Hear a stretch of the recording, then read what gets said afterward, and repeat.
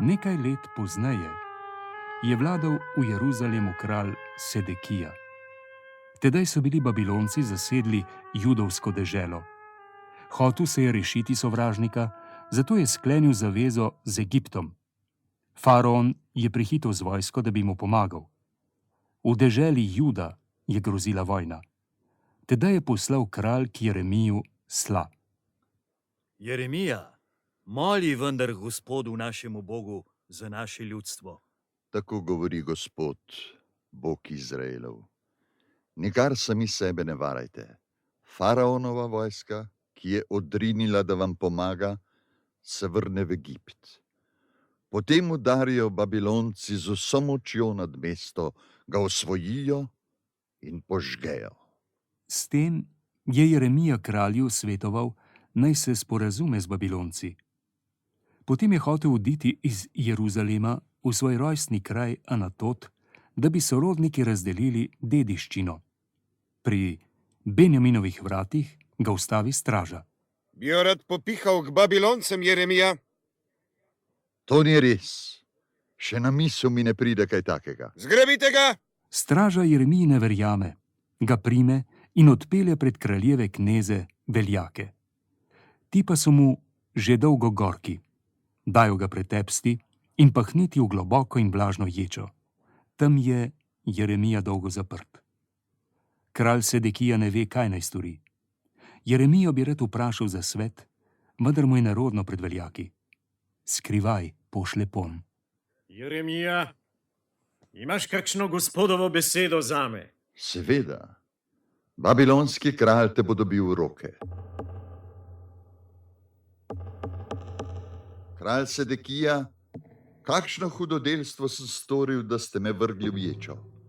Kje so zdaj vaši lažni preroki, ki so se ustili, da ne bo babilonski kralj nikoli pridrl do vas in v vašo deželo? Zdaj pa poslušaj, moj kralj, poslušaj mojo prošnjo. Ne pošiljaj me nazaj v ječo, ker bom tam umrl. Straža, odpeljite Jeremijo v zapor na dvoru in mu vsak dan prinašajte kruha iz Pekovske ulice.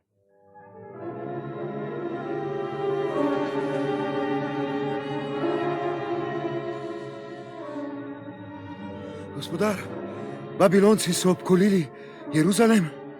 Kralj, tako govori Gospod, vojska babilonskega kralja bo čisto gotovo osvojila mesto. Kdor ostane v njem, umrje pod mečem za lakoto in kugo. Kdor pa odide k Babiloncem, si reši življenje. Kralj, moj gospodar, tega moža je treba kaznovati s smrtjo, saj jemlje pogum ne samo vojakom, temveč vsemu ljudstvu. Storite z njim, kar hočete. Tedaj zgrabijo Jeremijo in ga vržejo v kapnico. Vanjo ga spustijo po vrvi. V kapnici ni bilo vode, ampak le blato. Vanj se Jeremija pogrezne. V kraljevi palači je živel Etiopec Ebed Meleh po imenu. Ko je zvedel, da so Jeremija vrgli v kapnico, je šel hitro k kralju. Moj kralj in gospod, vodilni so grdo storili z Jeremijem. V kapnico so ga vrgli, kjer bo umrl od lakote, ker ni več kruha. Vzemi od straže 3 može in potegnite Jeremija iz kapnice, preden umrje. Ebed Meleh gre z možmi v kraljevo shrambo za obleko. Tam vzame nekaj ponošene obleke in jo spusti po vrvi v kapnico. Jeremija mora dati cunje pod pazduho, potem pa ga potegnejo iz blata. Odslej ostane Jeremija v zaporu na dvoru, dokler niso Babilonci zavzeli Jeruzalema.